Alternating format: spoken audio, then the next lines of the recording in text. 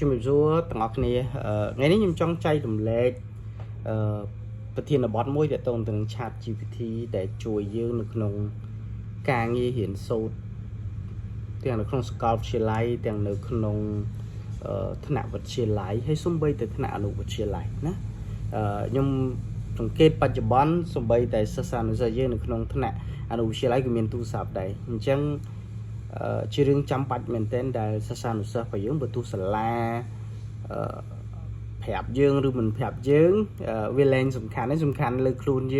យើងគួរតែមាន Chat GPT មួយសម្រាប់ជួយទៅដល់ការសិក្សារៀនសូត្ររបស់យើងវាពិតជាអាចជួយយើងបានច្រើនណាជួយយើងបានច្រើនហេតុអីខ្ញុំនិយាយបែបនេះពីព្រោះមួយរយៈចុងក្រោយនេះខ្ញុំឆ្លងកាត់ជាងខ្ញុំអាចថា6ខែទៅ6ខែនេះខ្ញុំលុកជ្រៅបន្តិចនៅក្នុងការប្រើប្រាស់Chat GPT ដើម្បីជួយការងារប្រចាំថ្ងៃរបស់ខ្ញុំណាជួយការងារប្រចាំថ្ងៃអញ្ចឹង Chat GPT រាល់ថ្ងៃហាក់បីដូចជាជំនួយការផ្ទាល់ខ្លួនរបស់ខ្ញុំមានតែខ្ញុំមានជំនួយការម្នាក់ទៀតដែលខ្ញុំអត់ចាំបាច់ជួលឲ្យមានប្រាក់ខែអីទេគឺខ្ញុំចង់ឲ្យគាត់ជួយគឺគាត់ជួយខ្ញុំបានច្រើនណាទាំងការងារផ្ទាល់ខ្លួនទាំងការងារដែលខ្ញុំធ្វើការបម្រើការឲ្យក្រុមហ៊ុនណាក្នុងជីវិតប្រចាំថ្ងៃរបស់ខ្ញុំគឺខ្ញុំប្រើប្រាស់ Chat GPT ច្រើនដើម្បីសួរនាំដើម្បីជួយបញ្យល់ដើម្បីបង្កើតមាតិកាដើម្បីធ្វើនេះធ្វើនោះសួរពីនេះពីនោះរាល់ថ្ងៃគឺគាត់ហាក់បីដូចជាជំនួយការដ៏ពិសេសមួយសម្រាប់ខ្ញុំណាអញ្ចឹងខ្ញុំគិតថាសំខាន់ដូចគ្នាសម្រាប់ទាំងអស់គ្នាបងប្អូនជាសិស្សានុសិស្សជានិស្សិតនៅសាកលវិទ្យាល័យជាសិស្សនៅក្នុងអនុវិទ្យាល័យវិទ្យាល័យក៏ដោយគឺគួរតែមាន Chat GPT ណាគួរតែមាន Chat GPT ខ្ញុំបាននិយាយពីអត្ថប្រយោជន៍មួយចំនួនដែលវាមានប្រយោជន៍សម្រាប់គ្នាយើងតែត្រឡប់បន្តិចណាគ្នាយើងដែលទៅចូលនៅក្នុង channel របស់ខ្ញុំអត់ដែលចូលពីមុនមកអាច subscribe YouTube channel របស់ខ្ញុំហើយ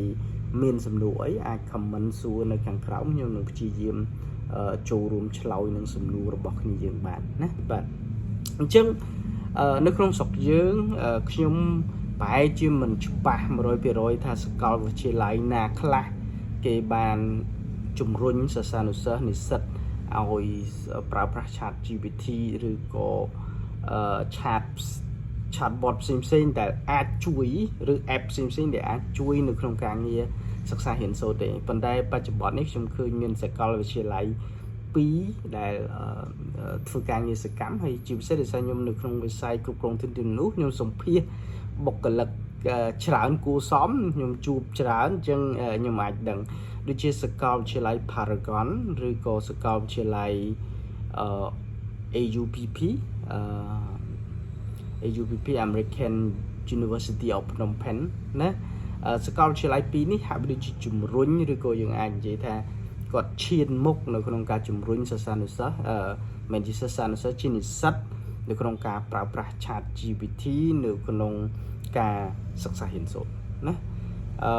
ព្រោះ Chat GPT នេះបើទាំងអស់គ្នា download ហើយប្រើវាគឺវាជួយយើងច្រើនហើយវាជួយបានទាំងភាសាខ្មែរភាសាចិនភាសាអង់គ្លេសភាសាជាច្រើនដែលវាអាចជួយយើងបានអញ្ចឹងទាំងអស់គ្នាវាយទៅសំខាន់ទាំងអស់គ្នានៅក្នុងភាសាបច្ចេកទេសហៅ say prompt អញ្ចឹងបើសិនជាយើងទៅ say ត្រូវវានឹងជួយយើងបានច្រើនណាវានឹងជួយផ្ដល់ចម្លើយយើងបានច្រើនហើយនេះជាការរៀនសូត្រមួយដោយពេលខ្លះយើងអត់ចាំបាច់ត្រូវការសួរគ្រូគ្រប់ពេលណាព្រោះ Chat GPT អាចឆ្លាតណាខ្ញុំអត់និយាយថាគ្រូអត់សំខាន់នេះគ្រូសំខាន់ប៉ុន្តែប្រសិនណាក្នុងករណីដែលយើងអត់អាច access យើងអត់អាចទទួលបានការគ្រប់គ្រងគ្រប់ពេលពីលោកគ្រូអ្នកគ្រូយើងអាចប្រើប្រាស់ Chat GPT ដើម្បីជាជំនួយសូម្បីការធ្វើលំហាត់របស់យើងការធ្វើassignment សារណារបស់យើងការធ្វើនេះធ្វើនោះសពបែបយ៉ាងឬក៏ការសួរសំណួរនៅក្នុងជីវិតប្រចាំថ្ងៃដែលទាំងអស់គ្នាឆ្ងល់ទាំងអស់គ្នាចង់ដឹងទាំងអស់គ្នាចង់រៀន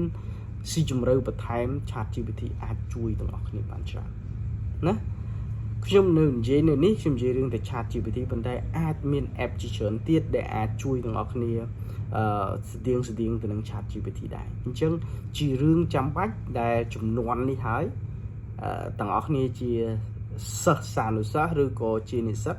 គួរតែមាន chat GPT ក្នុងទូរស័ព្ទដៃរបស់យើងជាជាងតែគ្រាន់តែមានតែទូរស័ព្ទសម្រាប់លេង Facebook TikTok YouTube តែទាំងអស់គ្នាក៏គួរមាន chat GPT ដើម្បីជំនួយនៅក្នុងការសិក្សារៀនសូត្ររបស់យើងជាប្រចាំថ្ងៃហើយពិភពលោកគេដើរទៅហើយគេទៅមុខហើយគេអត់ចាំយើងទេហើយ chat GPT ជាអនាគតដែលគេប្រើទៅមុខហើយអញ្ចឹងជាទាំងអស់គ្នាត្រូវតែមានវាចេះប្រើវាហើយវាជាបរិបទធម្មតាមួយសម្រាប់ថ្ងៃក្រោយអញ្ចឹងបើសិនជាយើងអត់មានវាមានថាយើងតាមអត់ទាន់ពិភពលោកដែលគេកំពុងវិវត្តទៅមុខទេអរគុណទាំងអស់គ្នាមានសំណួរអីផ្សេងតាក់ទងទៅនឹងការសិក្សារៀនសូត្របរិបទសង្គមមួយចំនួនគេច្រើនតាក់ទងទៅនឹងការរៀនសូត្រការងារអីផ្សេងអាច comment សួរខ្ញុំបានខ្ញុំនឹងព្យាយាមឆ្លើយតាមលទ្ធភាពដែលខ្ញុំអាចយល់អាចដឹងអាចឆ្លងកាត់អាចមានបទពិសោធន៍កន្លងមកអរគុណច្រើនណាស់ជំរាបលា